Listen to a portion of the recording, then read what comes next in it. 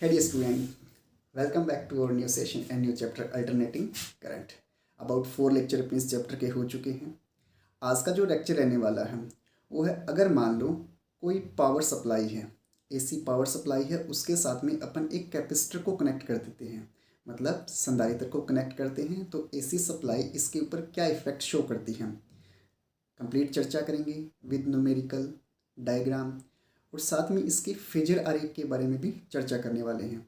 और अपन ये देखेंगे कि कैपेसिटर के साथ में एसी सप्लाई कनेक्ट करने की वजह से जो करंट फ्लो होता है सर्किट के अंदर, वो वोल्टेज के साथ में सेम फेज में रहता है या आगे पीछे होता है, इसके बारे में डिटेल से चर्चा करेंगे। बट आज का लेक्चर स्टार्ट करने से पहले recall the previous lecture. Previous lecture के अंदर अपन ने एक रजिस्टर को कनेक्ट किया था एसी सप्लाई के साथ में, और अपन ने ये देखा था कि जब एसी सप्लाई कनेक्ट की गई है तो जो करंट फ्लो हुआ, वोल्टेज और करंट दोनों सेम फेज में चल रहे थे। उसके बाद में बात की थी एक इंडक्टर के ऊपर, सेम जैसे रजिस्टर कनेक्ट किया था वैसे ही किसको कनेक्ट किया, इंडक्टर को। और अपन ने ये देखा था कि जो करंट फ्लो हुआ एसी सप्लाई की वजह से, वो वोल्टेज से π/2 कला कोण पीछे रहता है। आज के लेक्चर के अंदर अपन देखेंगे कि करंट जो है वो आगे रहता है या पीछे रहता है। करें start. Yes, my name is Akshay Kumar and this is your खूबसूरत सा प्यारा सा चैनल अक्षय सर फिजिक्स। तो कॉपी और पेन निकाल लीजिए और नोट्स बनाना स्टार्ट कीजिए। और जो बहुत ही आलसी लोग हैं वो हमारे टेलीग्राम चैनल के ऊपर जाके इस लेक्चर के पीडीएफ नोट्स डाउनलोड कर सकते हैं, लिंक आपको डिस्क्रिप्शन में दे दिया जाएगा। तो करें स्टार्ट। ठीक है, सुनिए, वही सेम का सेम एक कैपेसिटर लेते हैं, ऐसा ही होता है, देखा है अपन ने chapter number 2 electric potential. Electric potential के अंदर अपन कैपेसिटर के बारे में डिटेल से चर्चा कर चुके हैं। 2 प्लेटें होती है इसके अंदर, एक को P1 ले लो, दूसरे को P2 ले लो, और इसको आपने कनेक्ट कर दिया एक एसी पावर सप्लाई के साथ। Power supply V = V0 sin omega t, जहाँ V0 क्या है, वोल्टेज की मैक्सिमम वैल्यू, ओमेगा क्या है, इसका कोणीय वेग या कोणीय फ्रीक्वेंसी बोलते हैं अपन। ठीक है, टी हो जाएगा इसका किसी मोमेंट के ऊपर टाइम। ठीक है, जैसे ही वोल्टेज कनेक्ट करते हैं, अपन ये जानते हैं कि संधारित्र के सिरों पर कुछ चार्ज क्या हो जाता है, एकत्रित हो जाता है। मतलब जैसे ही कनेक्ट की पावर सप्लाई, तो जो संधारित्र होता है वो क्या होना स्टार्ट हो जाता है, चार्ज होना स्टार्ट हो जाता है। लेकिन एक टाइम तक, क्योंकि एसी पावर सप्लाई है, ये 0 से T/4 तक बढ़ती है, उसके बाद में घटती है। डिटेल से चर्चा करेंगे। पहले सिर्फ इतना समझ लेते हैं कि जैसे ही कनेक्ट की पावर सप्लाई, तो जो कैपेसिटर है वो क्या होना स्टार्ट हो गया, आवेशित होना स्टार्ट हो गया। और अपन ये जानते हैं कि जैसे जैसे इसके ऊपर चार्ज आता जाएगा वैसे वैसे इसकी वोल्टेज इंक्रीज होती जाएगी। क्या था कैपेसिटर का प्रिंसिपल, Q समानुपाती V, समानुपाती चिन्ह हटाया CV, जहाँ C क्या होता है, उस कैपेसिटर का कैपेसिटेंस यानी कि संधारित्र की धारिता। और यहाँ से अगर वोल्टेज की वैल्यू निकालते हैं तो वोल्टेज कितनी आ जाएगी, संधारित्र की है तो VC = Q/C।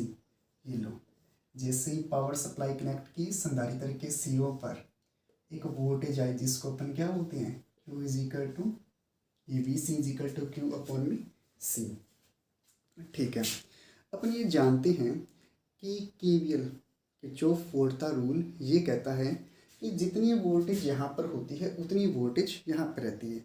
या अगर देखा जाए पैरेलल क्रम के अंदर, समांतर क्रम के अंदर वोल्टेज क्या रहती है, इक्वल रहती है। तो यहाँ से अगर इनकी वोल्टेज, ये वोल्टेज V = किसके इक्वल हो जाएगी, VC के इक्वल हो जाएगी। ये लो, यहाँ से V = V0 sin ωt और VC = Q/C, दोनों क्या हो जाएगी, इक्वल हो जाएगी। तो यहाँ से इसको V0 sin ωt = VC कितना है, Q/C। ठीक है, यहाँ से Q = CV0 sin ωt। ये लो, ये आ गया चार्ज का मान। मतलब कि जैसे ही पावर सप्लाई कनेक्ट की तो इसके ऊपर जो चार्ज है वो किस टाइप से एक्टिवेट हो रहा है, मतलब कि एक एक करके ही जा रहा है। अपन ये जानते हैं कि जो एसी सप्लाई होती है उसके अंदर अपने करंट की डायरेक्शन शो नहीं करते हैं। क्यों नहीं करते? क्योंकि जो चार्ज पार्टिकल होते हैं, देखो स्टूडेंट, मतलब कि एक तो होती है डीसी बैटरी, एक होती है एसी बैटरी या एसी सप्लाई बोल सकते हैं अपन। जो डीसी होता है उसके अंदर जो इलेक्ट्रॉन होता है वो नेगेटिव प्लेट से निकलकर पॉजिटिव प्लेट के अंदर जाता है। तो करंट की जो डायरेक्शन है वो कैसी होती है? पॉजिटिव टू नेगेटिव, क्योंकि इलेक्ट्रॉन की विपरीत डायरेक्शन में होती है, या पॉजिटिव चार्ज पार्टिकल की डायरेक्शन में करंट की डायरेक्शन होती है। मतलब कि उसके अंदर इलेक्ट्रॉन नेगेटिव से निकलकर पॉजिटिव में जाता है। यहाँ पर जो इलेक्ट्रॉन होता है, देखो ये चलता है पॉजिटिव नेगेटिव के अंदर ज्यावक्रिय रूप में चलता है ये। तो ये एक बार तो पॉजिटिव होता है पहले अर्धचक्र में, दूसरे अर्धचक्र में नेगेटिव। तो यूँ कह सकते हैं कि यहाँ पर पहले पॉजिटिव हो गया, उसके बाद में ये नेगेटिव, मतलब ये पॉजिटिव है ये नेगेटिव है पहले अर्धचक्र में, दूसरे में ये पॉजिटिव हो गया ये नेगेटिव। तो जो इलेक्ट्रॉन होता है वो पॉजिटिव से निकल के नेगेटिव में, दूसरे में वापस ऐसे, मतलब एक बार ऐसे गया उसके बाद में वापस ऐसे, एक बार ऐसे गया उसके बाद में वापस ऐसे, मतलब। और इसकी फ्रिक्वेंसी इतनी ज़्यादा होती है कि ये एक ही जगह पर क्या करता है, ऐसे वाइब्रेट करता हुआ नज़र आता है। तो इलेक्ट्रॉन को अगर देखा जाए फ्रीक्वेंसी के अकॉर्डिंग, इतनी ज़्यादा फ्रीक्वेंसी के कारण ये एक ही स्थान पे वाइब्रेट करता हुआ नज़र आता है। तो वाइब्रेट करता हुआ नज़र आता है तो अपन नहीं कह सकते कि इस करंट की डायरेक्शन होती है, क्योंकि डायरेक्शन कब शो होगी? जब इलेक्ट्रॉन एक स्थान से निकल के दूसरे, मतलब नेगेटिव प्लेट से पॉजिटिव में जाए तो डायरेक्शन शो करेगा ये। अगर एक ही स्थान पे कंपन कर रहा है तो डायरेक्शन शो नहीं करता है। तो यहाँ पर इसकी डायरेक्शन को अपन शो नहीं करते। लेकिन अपन ये जरूर कह सकते हैं कि पावर सप्लाई कनेक्ट करने पे इस कैपेसिटर के जो मध्य भाग के अंदर क्या हो जाता है, चार्ज एकत्रित हो जाता है। क्योंकि संधारित्र एक प्रकार से कैसे युक्ति है, मतलब कि संधारित्र का आवेशन कैसे होता है, ये स्टोर कर सकती है किसी चीज़ को, चीज़ क्या, ये चार्ज पार्टिकल को स्टोर कर सकती है। तो पावर सप्लाई कनेक्ट की तो इसके सिरों पर या चार्ज पार्टिकल कैसे एकत्रित हो रहे हैं, Q is equal to C V note sine omega t की फॉर्म में चार्ज पार्टिकल एकत्रित हो रहे हैं। और उसी वजह से इसकी वोल्टेज क्या हो रही है, इंक्रीज हो रही है। अब इंक्रीज हो रही है डिक्रीज, ये अपन चर्चा करेंगे, ठीक है। पहले सिर्फ और सिर्फ इसकी वैल्यू निकालते हैं। तो यहाँ से अपन ने क्या किया, चार्ज पार्टिकल की वैल्यू आ गई, इस टाइप से स्टोर हो रही है। लेकिन अपने को क्या चाहिए, करंट चाहिए। चार्ज पार्टिकल है, करंट चाहिए, कैसे निकालेंगे? वही सेम का सेम क्या होता है, I is equal to current के लिए डी क्यू अपॉन में डी टी, यही होता है। वैल्यू देते हैं क्यू की, I निकालना है, ये लो डी क्यू की वैल्यू कितनी है, C V note sine omega T upon में डी टी। ये लो सी क्या होता है, कैपेसिटर का कैपेसिटेंस, और ये क्या है, एक कांस्टेंट वैल्यू है। अपन जितनी, यानी कि अपनी इच्छा के अकॉर्डिंग एक कैपेसिटर का कैपेसिटेंस मतलब कि नियत कर सकते हैं, कांस्टेंट कर सकते हैं। तो यहाँ से जो कैपेसिटर का कैपेसिटेंस है यानी कि सी धारिता, ये क्या है, एक कांस्टेंट वैल्यू है। और कांस्टेंट वैल्यू का अवकलन नहीं होता है। तो ये कहाँ आ जाएगा, बाहर आ जाएगा। यहाँ से इसको अगर लिखना चाहें तो I इज इक्वल टू सी बाहर आ गया, वी नोट मैक्सिमम वैल्यू होती है, और मैक्सिमम वैल्यू भी कहाँ रहती है, बाहर रहती है। मैक्सिमम वैल्यू भी नियत होती है। तो वी नोट भी क्या आ गया, बाहर आ गया। ले देखिए बचा कौन, साइन ओमेगा टी अपॉन में डी टी, सही है। और अपन ये जानते हैं कि sign omega t, sine x का अवकलन क्या होता है, कोस एक्स। तो साइन एक्स का अवकलन कोस एक्स, और यहाँ पर ओमेगा पड़ा है, ओमेगा टी, टी के रिस्पेक्ट में कर रहे हैं, लेकिन ओमेगा कोणीय वेग है और ये मल्टीप्लाई में किसके है, फंक्शन के। तो इसका भी क्या होने वाला है, अवकलन होने वाला है। तो यहाँ से I is equal to C V naught पड़ा रहने दो, बचा कौन, साइन। साइन का अवकलन क्या होता है, कोस ओमेगा टी।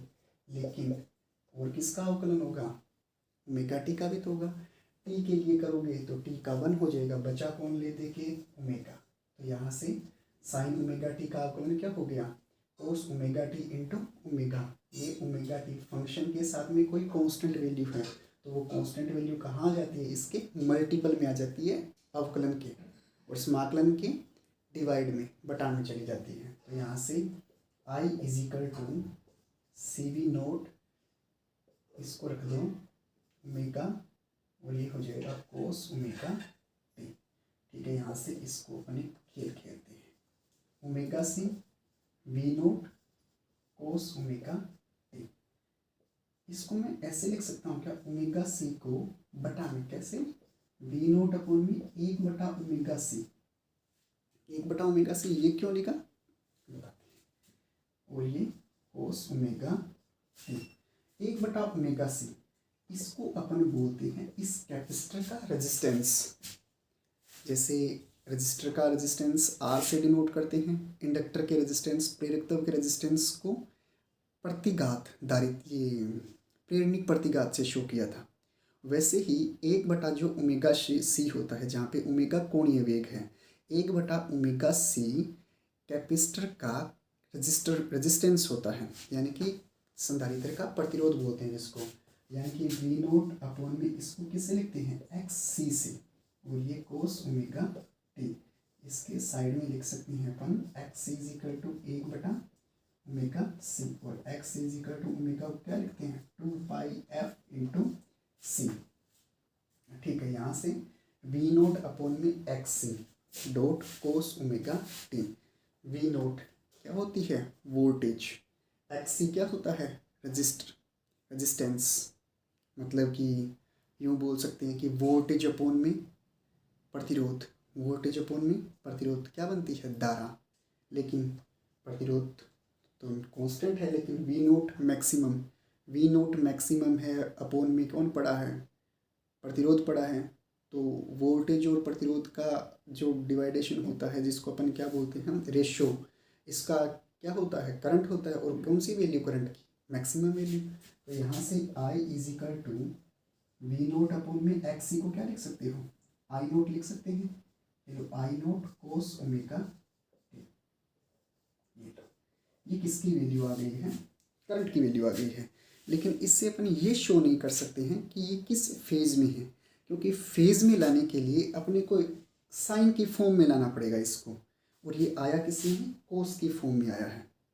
तो कोस की फॉर्म में है, इसको साइन की फॉर्म में चेंज करना है।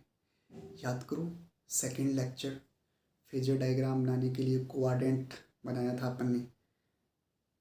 क्वाड्रेंट के अंदर याद हो तो फर्स्ट सेकंड क्वाड्रेंट के अंदर अपन ने इसकी वैल्यू चेंज की थी। अगर आपने वो लेक्चर नहीं देखा है तो रिक्वेस्ट है आप वो लेक्चर देख के यहाँ पर आए, आपको बेटर समझ में आएगा। लेकिन फिर भी प्रयत्न करेंगे कि ये अच्छा समझ में आए आपको। ठीक है, I is equal to I naught cos omega t, इसको बनाते हैं साइन की फॉर्म में। साइन की फॉर्म में बनाने के लिए सबसे पहले क्या करते हैं, सबसे पहले करते हैं इसको इरेज। एक बार इसको आप पोज करके नोट कर सकते हैं।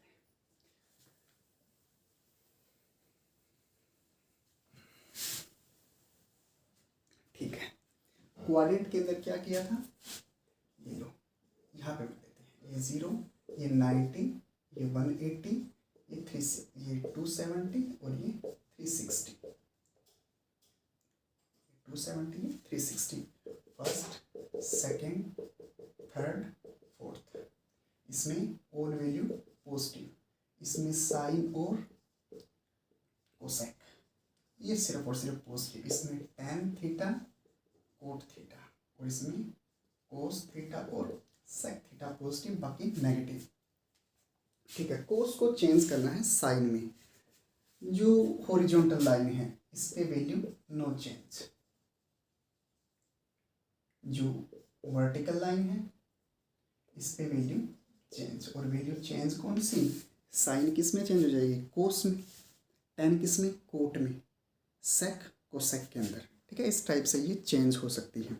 उसके बाद में कोस को चेंज करना है, मतलब चेंज करना है, लाइन वर्टिकल आएगी, ये तय है, लाइन वर्टिकल आएगी, ये तय है, क्योंकि वैल्यू चेंज होने वाली है। ठीक है, यहाँ से कोस चेंज किसमें करना है, साइन में। और अपन जानते हैं कि वैल्यू इस लाइन के ऊपर साइन थीटा चेंज हो जाता है कोस थीटा में, या कोस थीटा चेंज हो जाता है साइन थीटा में। तो अगर बात करूं इस लाइन के ऊपर, तो मैं इसको इस टाइप से लिख सकता हूं, देखना साइन 90 प्लस थीटा ये होता है cos theta. Sine 90 plus theta ये होता है कोस थीटा। ठीक है, 90 plus theta cos theta. Sine 90 minus theta ये भी होता है कोस थीटा। 90 प्लस थीटा ये भी कोस थीटा होता है। साइन 90 माइनस थीटा ये भी कोस थीटा होता है। क्यों होता है? क्योंकि प्लस करते हो तो साइन फर्स्ट क्वाड्रेंट के अंदर पॉजिटिव है, ये कोस थीटा बन गया प्लस का। साइन 90 माइनस थीटा करते हैं तो 90 माइनस थीटा किया फर्स्ट क्वाड्रेंट के अंदर भी सारी वैल्यू पॉजिटिव, यानी कि साइन भी पॉजिटिव है, तो ये वैल्यू कैसी आ गई? पॉजिटिव आ गई। ठीक है, तो यहाँ पर कौन सा लेंगे? 90 प्लस थीटा लेंगे या 90 माइनस थीटा लेंगे? सोचने वाली बात है। देखो, एक कॉमन सी बात है कि फर्स्ट क्वाड्रेंट सारी वैल्यू पॉजिटिव देता है, तो प्राथमिकता अपन फर्स्ट क्वाड्रेंट को नहीं दे सकते हैं। रिपीट अगेन, क्योंकि फर्स्ट क्वाड्रेंट के अंदर all values are positive, all trigonometry functions are positive 90 minus theta, तो फर्स्ट क्वाड्रेंट को प्राथमिकता नहीं दे सकते। बात करते हैं सेकंड क्वाड्रेंट की। समझे, सेकंड क्वाड्रेंट के अंदर ये कोस ओमेगा टी है, मतलब अपने को पता चल गया सीधा सीधा कि कोस ओमेगा टी बन जाएगा sine 90 plus 90 plus omega t. समझा नहीं समझे? मतलब ये कोस जो ओमेगा टी है ये बन जाएगा साइन 90 प्लस ओमेगा टी, ये तय है। और 90 को अपन क्या लिखते हैं? Pi by 2। इसको cos omega t equal to sine pi by 2 plus omega t, ये बन गया। ठीक है, मतलब कि कोस ओमेगा टी बन गया साइन ओमेगा टी। इसको एक बार लिख जाएगा क्या यहाँ पे? I equal to I note sine omega T plus pi by 2। ये करंट की वैल्यू आ गई। मतलब जो करंट आया वो वोल्टेज पावर सप्लाई कनेक्ट करने पर वोल्टेज चल रही थी V equal to V note sine omega t, और जो करंट आया I equal to I note sine omega T plus pi by 2। मतलब साइन की फॉर्म में भी है लेकिन फेज चेंज है। कितना चेंज है? पाई बाई 2 कला। फेज चेंज है पाई बाई 2 कला, मतलब जो करंट है वो वोल्टेज से पाई बाई 2 कला कोण आगे चल रहा है। ये तो बात आती है फेज की, लेकिन एक दिक्कत है, और दिक्कत क्या है आपको भी पता चल गया होगा। समझाते हैं, सुनो। सर एक बात समझ में नहीं आई यहाँ पर, तो चलो आपने इतनी आसानी से कह दिया कि ये कोस ओमेगा टी बन गया sign omega T plus pi by 2, first quadrant को प्राथमिकता नहीं दे सकते। लेकिन सर बात आती है इंडक्टर की। इंडक्टर में आपने कैसे कह दिया omega T minus pi by 2 है? क्योंकि वहाँ पर भी तो क्या था? वहाँ पर साइन था, साइन ओमेगा टी। मतलब कि जो बना था वो कैसा था? साइन ओमेगा टी था। कैसे? ऐसे आया था, याद हो तो, कोस ओमेगा टी, और इसको आपने लिखा था sign omega T minus pi by 2, ऐसा लिखा था, या पाई बाई 2 माइनस, ऐसे लिखा था। यहाँ पर सर आपने इसको कैसे प्राथमिकता दे दी, ये बात समझ में नहीं आती। मतलब यूँ कह सकते हैं कि सर रट्टा मार लिया हमने कि उसमें तो सर अपने को माइनस करना है, इसमें प्लस करना है, सर याद रह जाएगा, लेकिन रट्टा नहीं चलेगा।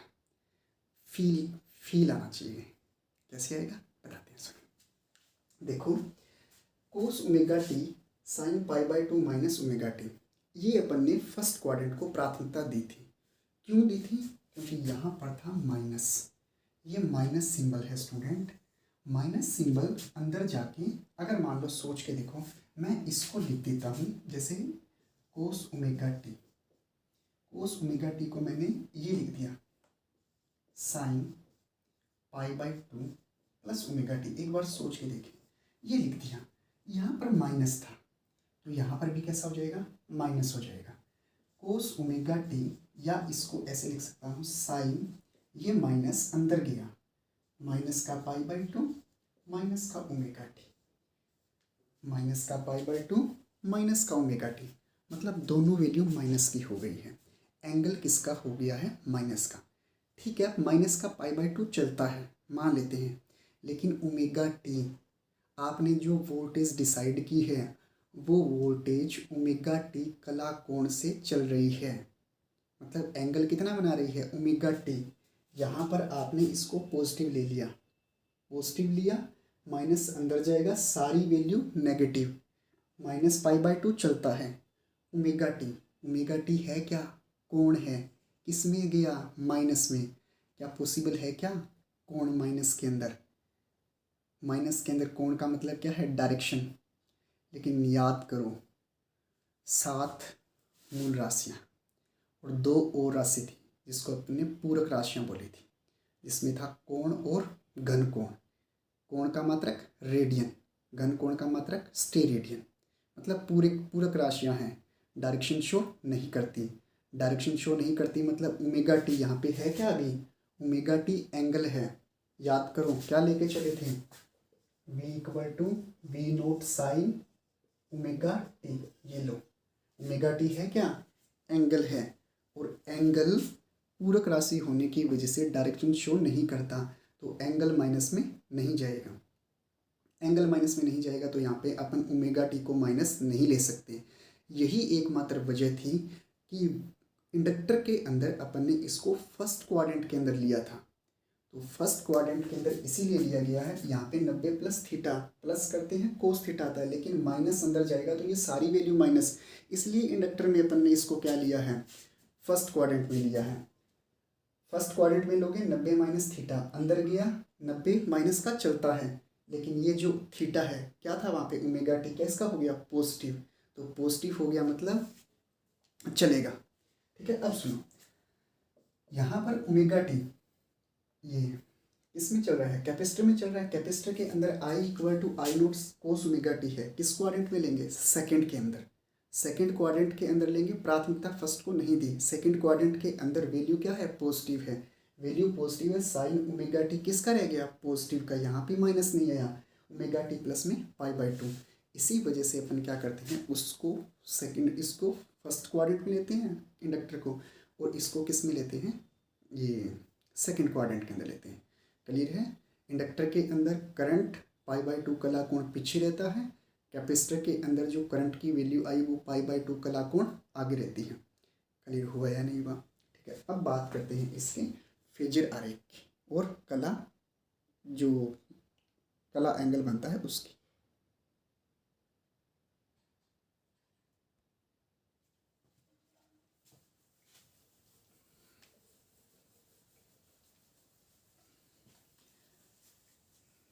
वोल्टेज लेके चले थे V = V0 sine omega T, current आया अपना I = I0 sine omega T plus π/2, मतलब voltage V = V0 sine omega T, current आया I = I0 sine omega T plus π/2 आगे रहता है पीछे रहता है, इसके अंदर कोई फर्क नहीं पड़ता क्योंकि वैल्यूज़ क्या है, दोनों पॉजिटिव हैं। ठीक है, क्या बनाए इसका, पहले सबसे पहले बात करते हैं इसके कला कोण की, एक्स एक्स के साथ।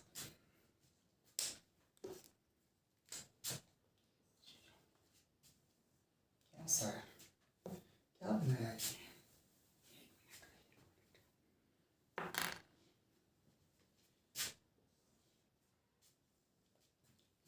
यहाँ पर t/4, यहाँ पे t/2, 3t/4, और यहाँ पे लेते हैं t। एक चक्कर की बात करते हैं सिर्फ, जो वोल्टेज लेके चले थे V = V0 sine omega T, कुछ इस टाइप से चल रही थी। ये मैक्सिमम वैल्यू V0, ये भी मैक्सिमम है लेकिन दूसरे चक्कर के लिए। ठीक है, ऊपर की ओर लेते हैं, ये टाइम के साथ में है। यहाँ पे अगर एंगल शो करें एक बार करके, तो ऊपर चलेंगे तो प्लस का π/2 मान लो, नीचे माइनस का π/2। ठीक है, करंट आया ओमेगा टी प्लस π/2, मतलब कि किस टाइप से चलेगा, π/2 कला को आगे रहेगा, और आगे रहेगा तो कहाँ से चलाएंगे, मान लो कि यहाँ पे है तो यहाँ से कुछ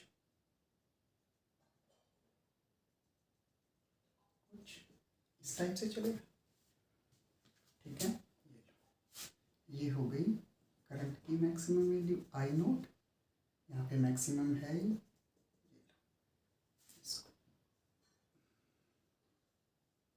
ये हो गया इसका कला आरेख।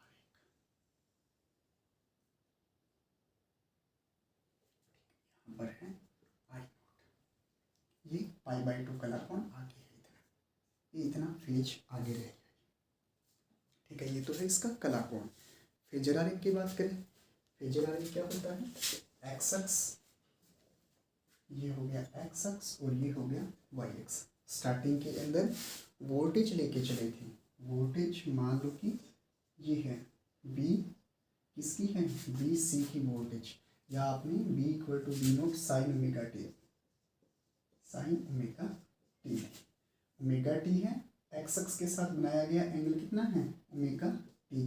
जो मेन वोल्टेज होती है वही कितना एंगल बनाती है, एक्स अक्स के साथ ओमेगा टी बनाती है, याद रख लेना। ये जो V equal to B note sine omega T, जो करंट आया वो कितना आया, I equal to I note sine omega T plus का π/2, मतलब करंट आगे है, कितना आगे है, π/2, करंट आगे है और वो भी कितना है, π/2, किससे, वोल्टेज से। तो ये लो, ये है करंट आई, इसको I equal to I note sine omega T plus π/2, ठीक है। ये है वोल्टेज वी नोट, ये है आई नोट, ये मैक्सिमम और ये मिनिमम, कितना आगे है, ये π/2 कला कोण आगे है। ठीक है, ये बात आती है इसकी फेजर आरेख की। अगर आप राउंड करना चाहते हो तो इसको राउंड भी कर सकते हैं, अदरवाइज इतना ही सही है। कला आरेख और फेजर डायग्राम के बाद में बात करते हैं इसकी शक्ति की।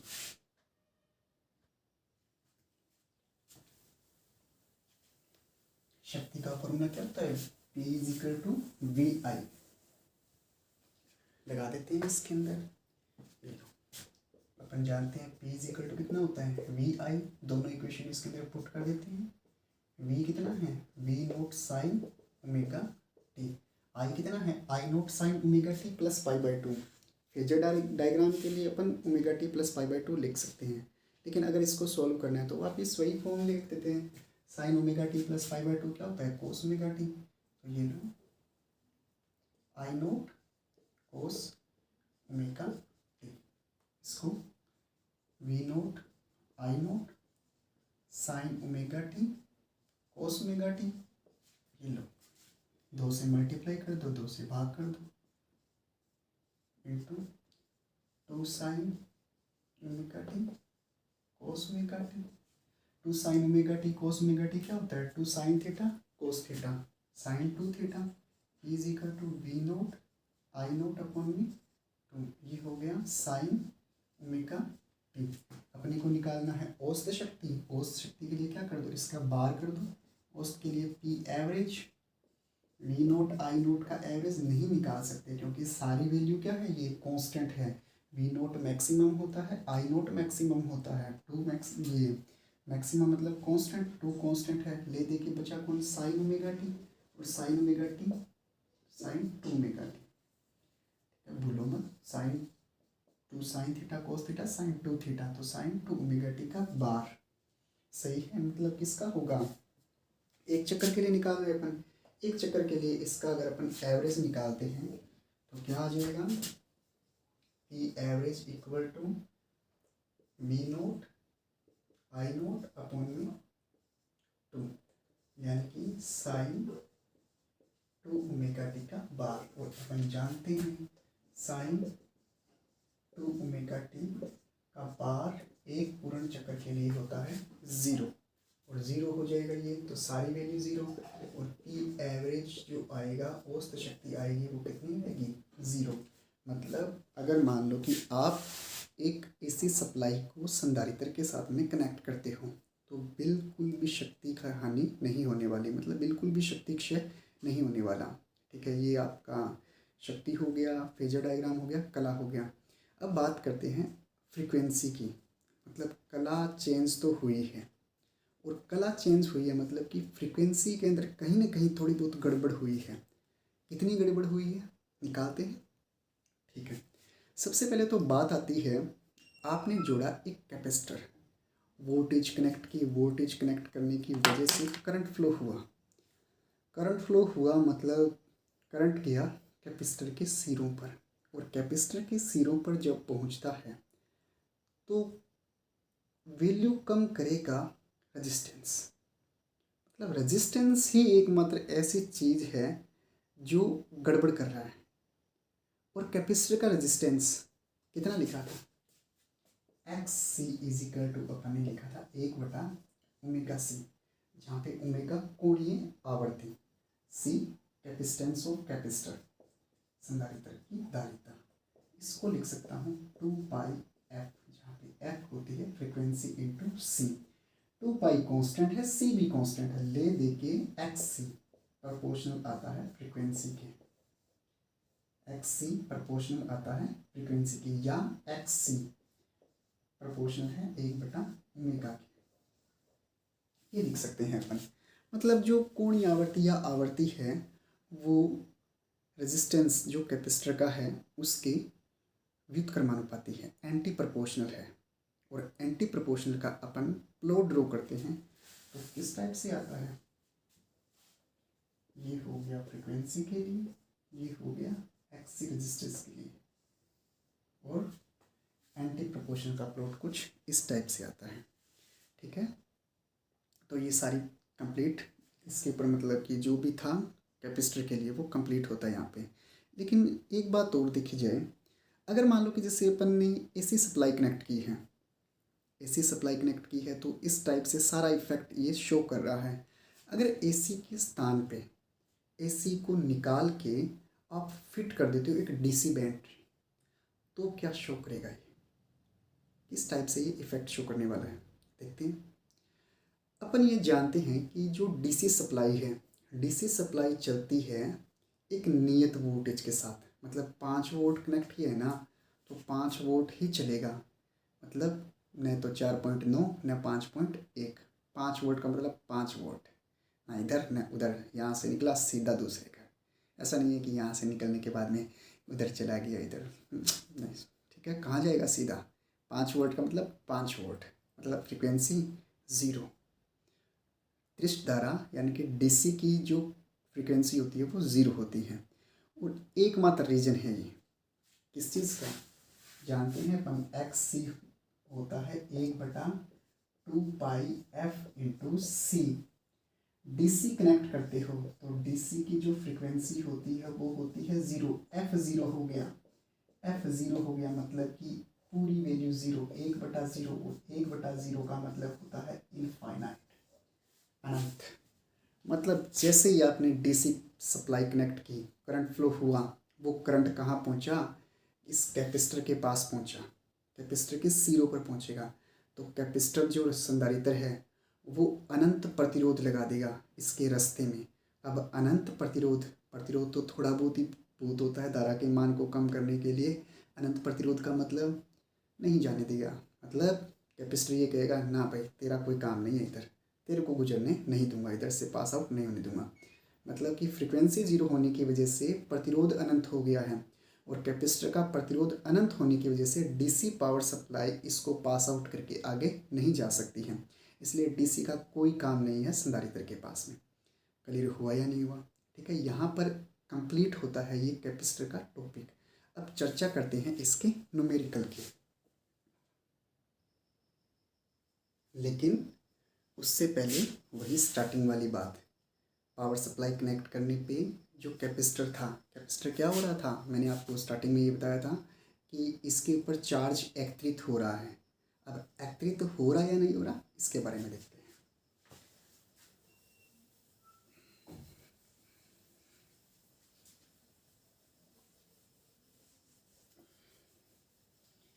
मान लेते हैं एक कैपेसिटर लेते हैं और उसको वापस कनेक्ट कर दिया अपन ने एक एसी सप्लाई के साथ।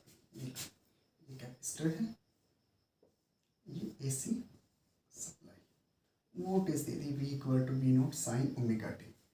ठीक है, एक और मान लेते हैं, कहाँ,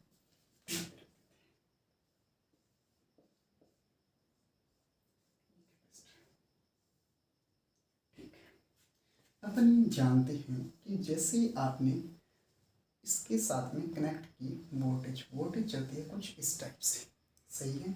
ज़ीरो यहाँ पर मैक्सिमम कहाँ T/4 पर, यहाँ पे T/2 पे ज़ीरो, फिर T/4 पे मैक्सिमम, लेकिन दूसरे चक्कर में यहाँ पे T पे वापस जीरो। मतलब कि एक चक्कर पूरा करती है तो एक बार पॉजिटिव एक बार नेगेटिव होती है।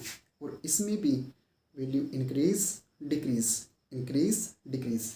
यूँ समझो कि जब ये ज़ीरो से T/4 तक जाती है तो वैल्यू को करती है मैक्सिमम, करती है, मतलब चार्ज ये दे रही है, क्योंकि वैल्यू मैक्सिमम ज़ीरो से T/4 तक करंट की वैल्यू बढ़ रही है। करंट की वैल्यू कौन बढ़ाएगा? चार्ज पार्टिकल एक गया, दो, तीन, चार, धीरे धीरे चार्ज पार्टिकल जा रहे हैं। मतलब कि कैपेसिटर जो है ना वो आवेशित हो रहा है। आवेशित होने का मतलब चार्ज एकत्रित हो रहा है। तो जैसे ही पहले अर्धचक्र की बात करें, ज़ीरो से T/4 की बात करें तो इसके ऊपर चार्ज जो है ना वो प्लस प्लस प्लस, यहाँ पे माइनस माइनस माइनस। ये क्यों होता है अपन ये जानते हैं। संधारित्र के सिद्धांत, संधारित्र के प्रिंसिपल में अपन पढ़ा है। इलेक्ट्रिक पोटेंशियल चैप्टर है, प्लेलिस्ट के अंदर पढ़ा है, जाके आप देख सकते हैं। ठीक है, क्यों होता है इसका रीजन आप वहाँ पे देख सकते हैं। ठीक है, ज़ीरो से T/4 तक कैपेसिटर चार्ज हो रहा है, इसके ऊपर charge particle, numbers of particles बढ़ रहे हैं, तो ये हुआ आवेशित। ठीक है, दूसरे की बात करें T/4 से T/2 तक, मतलब यहाँ पे आ जाए T/4 से जब T/2 तक चले तो जो वैल्यू है वो डिक्रीज होके कितनी हो रही है? ज़ीरो हो रही है। डिक्रीज होके ज़ीरो मतलब करंट की वैल्यू कम।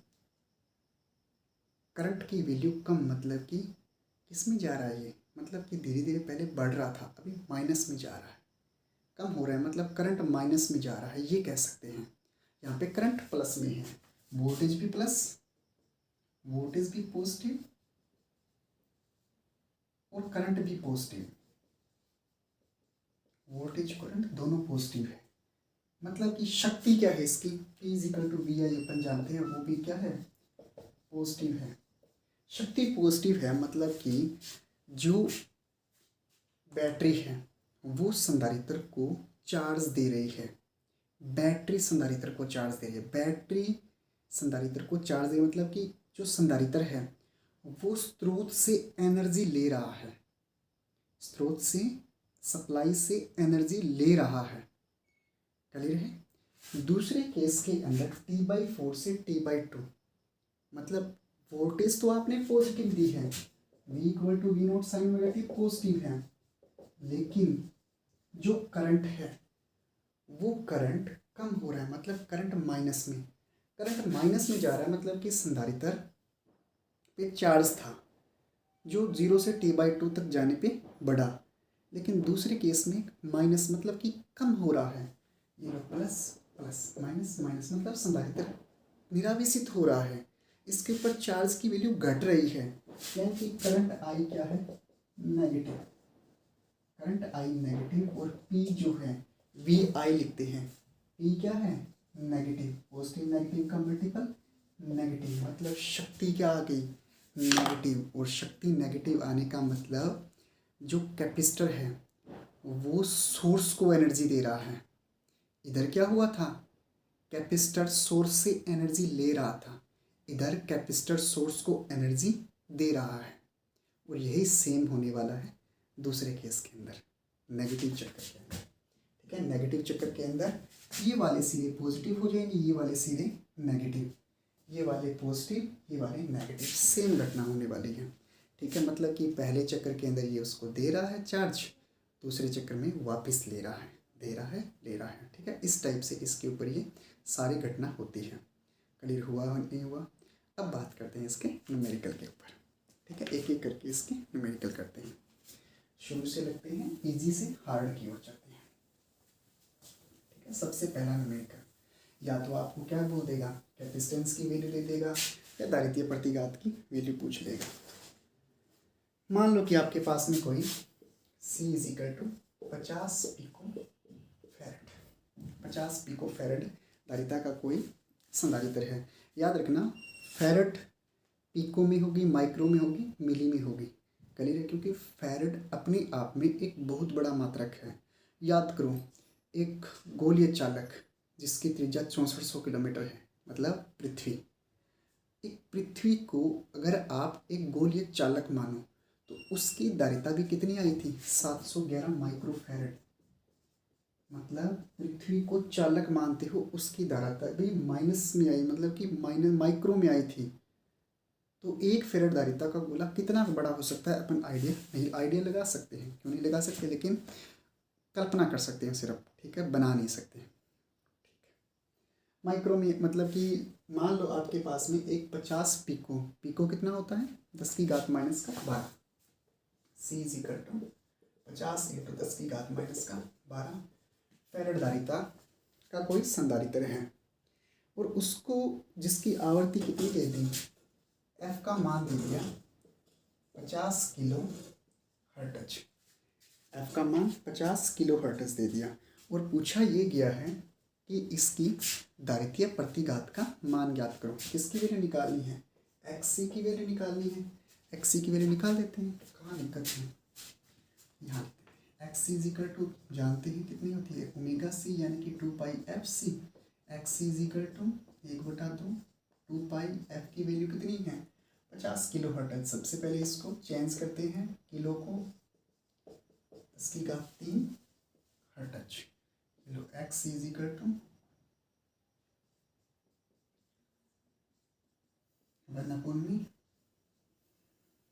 2 इंटू 3.14 इंटू एफ का मान 50 इंटू 10 की घात 3 इंटू सी का मान 50 इंटू 10 की घात माइनस का 12। ठीक है, इसको जब अपन सोल्व करते हैं तो ये वैल्यू आएगी about 6.37 into 10 to the power 4। X is equal to 6.37 into 10 to the power 4, और ये एक्स सी क्या है, दारित्य प्रतिघात है, दिख रहा है क्या, दारित्य प्रतिघात है, तो ये आ जाएगा ओम के अंदर। ठीक है, ये इस टाइप से इसके न्यूमेरिकल पूछ सकता है 1 नंबर का, ठीक है, क्वेश्चन आ सकता है। उसके बाद में सेकंड क्वेश्चन है,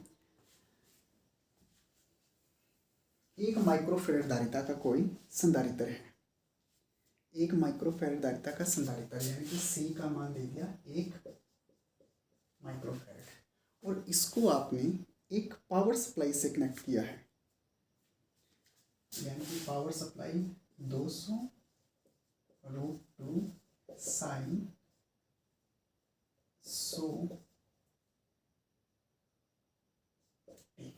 साइन 100 ठीक है। और इसने पूछा है परिपथ में यानी कि प्रवाही धारा का मान ज्ञात करना है, आई की वैल्यू निकालनी है आपको। एक संधारित्र है जो प्रत्यावर्ती वोल्टता से जोड़ा गया है, V is equal to 200√2 sine 100 pi t, और इसको इसने कनेक्ट कर दिया इसके साथ में, आई की वैल्यू निकालनी है। ठीक है, निकाल देते हैं आई की वैल्यू। कैसे निकालेंगे, सबसे पहले तो वो वैल्यू साइड में उतारो जो वैल्यू आपको दे रखी है। कौन कौन सी दे रखी है, सी का मान दे रखा है, किसमें है, माइक्रो में है, यानी कि 10 की घात माइनस का 6 है, ये जो सी का मान है, और दे रखा है 200√2, ये होता है V equal to V note sine omega t, मतलब कि वोल्टेज लिखते हैं अपन V equal to V note sine omega t. V naught की वैल्यू कितनी है, 200√2, ठीक है, 100 टी, यानी कि ओमेगा की वैल्यू दे दी आपको 100, ये हो जाएगा हर्ट्ज। ठीक है, ओमेगा की वैल्यू भी किसमें है, हर्ट्ज के अंदर दे दी है। ठीक है, उसके बाद में ये 100 ओमेगा टी, देखो मैंने आपको बहुत बार बताया है कि जो ओमेगा होता है वो कोणीय वेग भी होता है और कोणीय फ्रीक्वेंसी भी होता है। क्या लिखते हैं, कोणीय वेग को, कोणीय वेग को ओमेगा से शो करते हैं, इसको लिखते हैं थीटा अपॉन में टी। थीटा नंबर्स में लेते हैं, अगर नंबर्स मतलब कि 60 40 50 डिग्री, तो ये कांस्टेंट वैल्यू है, नहीं होती, इसकी यूनिट नहीं होती है। टी 1 अपॉन में टी क्या होता है, हर्ट्ज होता है, लेकिन अगर थीटा को अपन रेडियन में लिखते हैं तो इसको अपन रेडियन अपॉन में सेकंड में भी लिख सकते हैं। ठीक है, दोनों ही होता है, तो यहाँ पे अपन रेडियन अपॉन में सेकंड लगा देते हैं जो कि क्वेश्चन में दे रखा है। ठीक है, सुनो, हर बार अपन अपनी नहीं चला सकते। ठीक है, तो omega is equal to 100 radian पर सेकंड। अब देखो, सबसे पहले निकालते हैं वैल्यू अपन करंट की, मतलब कि आई नोट की वैल्यू चाहिए। ठीक है, सुनो कैसे करेंगे। सबसे पहले निकालेंगे अपन इसकी मैक्सिमम वैल्यू दे रखी है अपने को, और VRMS वैल्यू निकालेंगे। क्यों निकालेंगे? क्योंकि अपन जानते हैं कि घर के अंदर जो सप्लाई आती है वो कैसी आती है, रूट मीन स्क्वायर वैल्यू आती है, RMS वैल्यू आती है। और VRMS इक्वल टू अपन लिखते हैं V नोट अपॉन में रूट 2। और VRMS कितना हो गया है, V नोट कितना है 200 रूट 2 अपॉन में रूट 2 से रूट 2 कैंसिल। तो आपके पास में जो वैल्यू आई है वोल्टेज की, वो कितनी आई है 200 वोल्टेज। RMS वैल्यू क्यों निकाली है? क्योंकि घर के अंदर यही वैल्यू आती है, VRMS। ये आ गई आपके पास में 200 वोल्ट। ठीक है, अब वोल्टेज आ गई है। करंट निकालने के लिए अपन जानते हैं कि वोल्टेज और रेजिस्टेंस का अनुपात होता है करंट। तो क्या निकाल दो, XC संधारित्र जुड़ा है और ये होता है one by omega C। XC is equal to कितना हो जाएगा 1 अपॉन में ओमेगा कितना है 100, C कितना है 10 की पावर माइनस का 6। ठीक है, इसको निकाला, XC इज इक्वल टू ये आ जाएगा आपका, ये 10 की पावर माइनस 4, 10 की पावर माइनस 4 ऊपर जाएगा, 10 की पावर प्लस का 4, और ये किस में आएगा ओम के अंदर आ जाएगा। सही है या नहीं है? ठीक है, ये 10 की पावर 4 ओम। XC आ गया है वोल्टेज, करंट निकालना है, I कितना हो जाएगा, I equal to V upon में क्या होता है वोल्टेज अपॉन में रेजिस्टेंस, ये VRMS है। तो यहाँ से I इक्वल टू 200 अपॉन में XC कितना है 10 की पावर 4। तो ये आ जाएगा आपका अबाउट, इसको 10 की पावर 2 किलो। ठीक है, ये आ जाएगा 0.02 एम्पियर। ठीक है, आई आ गया आपका 0.02 एम्पियर। ये करंट की वैल्यू है। ठीक है, इस टाइप से क्या बात दिखाई दे, ये यहाँ तक दिखाई दी, एक स्टेप रह गया, सॉरी। ठीक है, फ्लो में निकल जाता है। ठीक है, I equal to VRMS 200 upon में XC कितना है 10 की पावर 4, 10 की पावर 4 को क्या लिख दो 2 लिख दो, 2 हटा दो यहाँ से, I इज इक्वल टू 0.02, ये हो गया आपका एम्पियर। ठीक है, 2/100 कितना होता है 0.02 एम्पियर होता है। ठीक है, इस टाइप से आपके न्यूमेरिकल पूछ सकता है बोर्ड के एग्जाम में। ठीक है, तो कैपेसिटर का जो टॉपिक है यहाँ पे कंप्लीट होता है। होपफुली आपको ये वीडियो लेक्चर समझ में आया होगा। होपफुली ये जो चैप्टर चल रहा है ये आपको समझ में आ रहा होगा। तो एक ही रिक्वेस्ट है, स्टडी करते रहिए, पढ़ते रहिए, मज़े में रहिए, मस्त रहिए। All the very best. और आज का लेक्चर यहाँ पे कंप्लीट करता हूँ।